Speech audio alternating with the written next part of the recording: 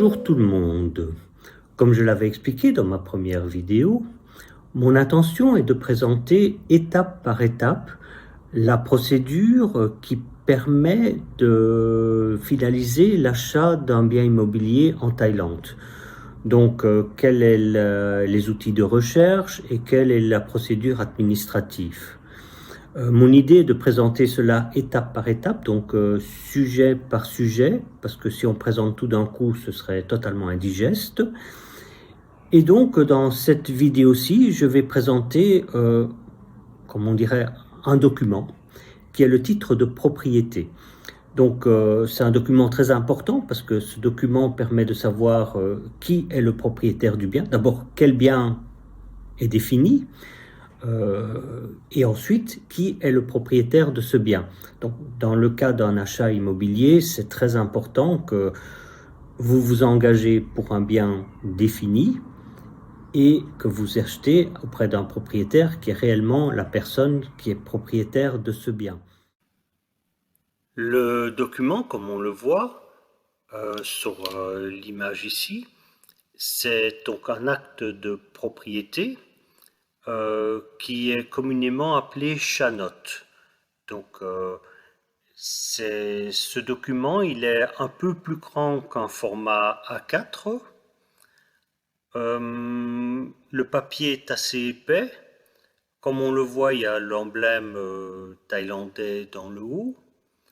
Et il y a également un cachet qui certifie que c'est le document original. Alors ce document, il est en la possession du propriétaire, donc c'est le titre de propriété que possède réellement le propriétaire.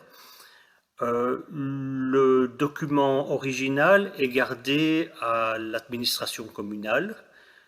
Donc le propriétaire a donc une copie certifiée qui est donc le document tel que vous voyez ici. Et donc l'original est à la maison communale. Donc si vous achetez un bien immobilier ou si vous êtes intéressé par un bien immobilier, le propriétaire peut vous présenter ce document, ce qui vous permettra de vérifier qu'il est bien le propriétaire, qu'il a bien ce document de propriété. Ou bien vous pouvez demander également à l'agent immobilier de présenter une copie. De toute manière, avant tout achat, il est vivement conseillé d'aller à l'administration communale afin de vérifier que la personne est réellement propriétaire du bien qu'il essaye de vous vendre. Alors maintenant, on va voir en détail les informations qui sont sur ce document. Alors, le document, tout d'abord, ce titre de propriété est entièrement en thaïlandais. Il n'y a absolument aucune inscription en anglais. Donc ici, je présente une traduction du dessus de ce document de propriété. Donc tout d'abord, vous avez l'emblème. Alors, sur la partie de gauche, vous avez la localisation du terrain, c'est-à-dire dans quelle province se trouve le terrain, donc où est bâti l'immeuble, quelle est la taille du terrain, et donc c'est toutes les informations concernant la localisation du terrain sur lequel est construit le condominium. Sur la partie de droite, là vous avez d'abord le nom du condominium, donc chaque condominium a un nom, donc chaque bâtiment a un nom. Également le numéro de l'appartement que vous achetez, l'étage, et donc c'est toutes les informations concernant le condominium lui-même et l'appartement dans ce condominium qui correspond à ce titre de propriété. Au milieu de l'acte de propriété, donc j'ai entouré ici en rouge, vous avez le plan de l'appartement. Donc c'est le plan schématique. Ce plan ne comprend pas du tout les murs intérieurs, donc c'est juste les murs extérieurs de l'appartement. Également sont repris éventuellement les balcons ou les places de parking, en plus de la taille d'appartement. Donc c'est le titre de propriété, et sur ce titre de propriété, on voit tout ce que ce titre reprend. Donc ça peut être l'appartement, plus le balcon, plus la place de parking éventuellement, s'il y en a une. Et donc tout cela est dessiné donc, dans la partie entourée en rouge. Nous verrons cette partie plus en détail dans la prochaine vidéo parce que ça reprend les mesures et donc sur cet acte de propriété, vous pouvez voir exactement qu'est-ce qui est acheté avec ce bien de propriété. Donc, dans la partie du bas du document, enfin du titre de propriété, vous avez donc d'abord l'échelle à laquelle a été dessiné l'appartement. Donc, par exemple, ici dans l'exemple, c'est 1/300. Aussi les quotes-parts de la copropriété, donc quelle est comment dire, la quotité de l'ensemble que forme cet appartement par rapport à l'ensemble de l'immeuble, et également la date, signature à laquelle ce document a été émis.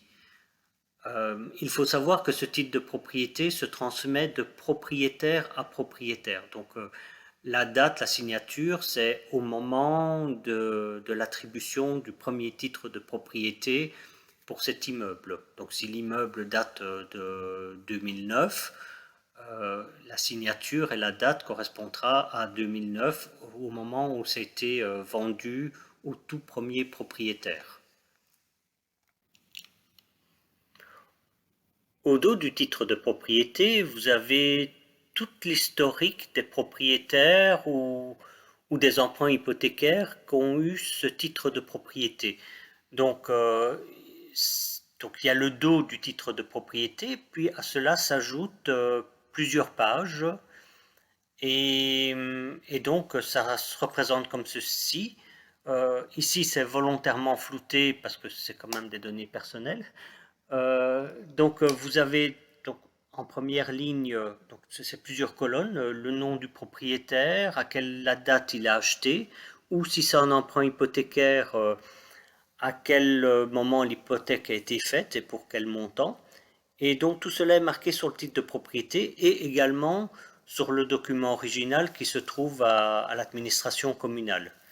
Donc le moment où le propriétaire montre son titre de propriété, vous pouvez voir donc la dernière ligne, donc comme j'ai expliqué, c'est au verso du titre de propriété, mais également parfois plusieurs pages en annexe. Il y a également forcément un cachet communal sur chaque opération. Et donc vous pouvez voir sur la dernière ligne si la personne est réellement le propriétaire, donc si c'est bien son nom qui est indiqué comme propriétaire. Et vous pouvez également voir sur ce document s'il y a un emprunt hypothécaire sur ce bien. Donc ce document est important. Naturellement, également, tout est en thaïlandais, donc il faut avoir quelqu'un qui comprend le thaï et qui puisse vérifier par rapport à la carte d'identité du propriétaire si c'est bien lui le propriétaire de ce bien. Donc il s'agit d'une information très importante. De toute manière, ce titre de propriété vous donne une indication. Et comme toujours, avant d'acheter, il faut aller vérifier auprès de l'administration communale, donc, qui s'appelle en anglais Land of Office, donc de la commune où se trouve le condominium, si ce titre de propriété est bien à jour et que donc, la personne est bien le propriétaire. Donc c'est très très important avant d'acheter un bien. Donc, comme vous le voyez, ce titre de propriété vous amène quand même pas mal d'informations. C'est très important de le voir, de vous assurer. Également, l'agent immobilier peut vous présenter une copie au moment où vous visitez l'appartement. Également, tous les condominiums, donc en bas dans chaque condominium, il y a une réception avec un secrétariat qui s'occupe de la gestion de l'immeuble. Presque toujours, si pas toujours, cette réception a également une copie des actes de propriété. Donc, lorsque vous visitez l'appartement, il est également possible de demander au secrétariat de l'immeuble de voir l'acte de propriété afin de savoir si, par exemple, la taille de l'appartement qu'on vous a présenté est réellement la taille de l'appartement tel que marqué sur l'acte de propriété. Ou également, si on vous dit qu'il y a des places de parking, vérifiez sur l'acte de propriété que ces places de parking sont bien partie du lot de la vente. Donc voilà, donc là je vous ai présenté donc l'acte de propriété. Dans la prochaine vidéo, je vais vous présenter donc plus en détail de cet acte de propriété, la taille de l'appartement. Donc comment on peut vérifier la superficie de l'appartement que vous achetez sur base de ce document de propriété. Voilà, je pense que la vidéo est déjà assez longue et donc je vous remercie d'avance de souscrire, de vous abonner à cette vidéo et de mettre un like si vous avez aimé et éventuellement de mettre des commentaires si vous appréciez ou si vous avez des commentaires à faire sur la vidéo que j'ai faite. Tous les commentaires sont bienvenus. S'il y a des commentaires négatifs et qui sont constructifs, ils sont très bienvenus aussi. Donc l'idée c'est d'améliorer la chaîne et comme je l'ai dit dans ma première vidéo, une idée c'est d'avoir un forum de discussion sur l'investissement en Thaïlande. Donc tous commentaires sont bienvenus. Voilà, merci et je vous attends pour la prochaine vidéo dans l'espoir que vous venez nombreux. Voilà, au revoir.